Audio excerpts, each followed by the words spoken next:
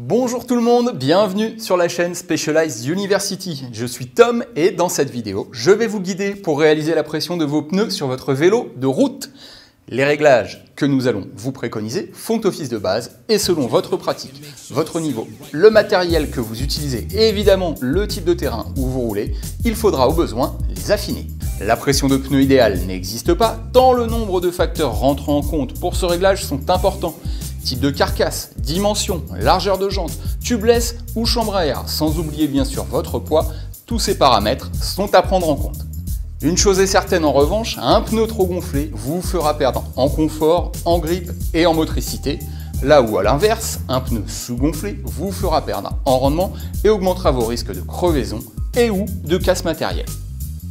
C'est pour cette raison que chez Specialized, nous vous indiquons les pressions minimum et maximum à utiliser sur les flancs de tous nos pneus, ainsi que la pression maximum autorisée pour la jante sur laquelle le pneumatique est installé. Elles sont à respecter pour une bonne utilisation. Pour vous aider à vous y retrouver, nous avons également compilé différentes variables afin de vous présenter un tableau récapitulatif qui vous préconisera à titre indicatif une pression de base. Ainsi, en vous référant à la largeur interne de vos jantes, normalement indiquée sur ces dernières, à vos sections ou largeur de pneus indiquées sur ces derniers, et enfin à votre tranche de poids, vous tomberez sur la pression que nous vous préconisons comme base de départ. Il ne vous reste plus qu'à gonfler vos pneus avec une pompe équipée d'un manomètre calibré. Vous retrouverez le lien du tableau des pressions dans la description sous la vidéo ou directement dans la section ressources du site www.specialized.com. Une fois vos pressions ajustées, il ne vous reste plus qu'à aller rouler.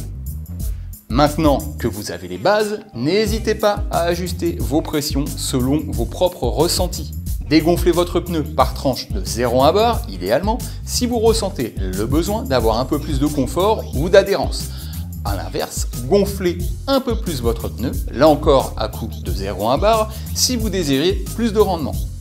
Vous pouvez tout à fait rouler avec une pression légèrement inférieure dans le pneu avant pour optimiser le confort et un peu plus à l'arrière pour le rendement. Toujours dans une optique de trouver le meilleur compromis. Attention, ne descendez pas plus bas et ne montez pas plus haut que les pressions recommandées pour les tranches de poids adjacentes à la vôtre, sous peine de perdre en performance. Par exemple, vous faites entre 60 et 70 kg, vous roulez avec une jante de 18 mm de largeur interne et un pneu de 26 mm de large, votre pression recommandée est de 6,4 bars. Ne descendez pas sous les 5,8 bars et ne montez pas au-dessus des 6,9 bars signalés dans notre tableau des pressions. Pour terminer, Specialized vous conseille également de vérifier vos pressions avant chaque utilisation et à les réajuster si besoin. Cette vidéo touche à sa fin, n'hésitez pas à vous abonner à nos chaînes YouTube Specialized France et Specialized University France, à nous suivre sur les réseaux sociaux Facebook et Instagram et à laisser un pouce en l'air si ce tutoriel vous a plu. Vous pouvez également poser vos questions dans les commentaires de la vidéo, nous ferons un plaisir d'y répondre.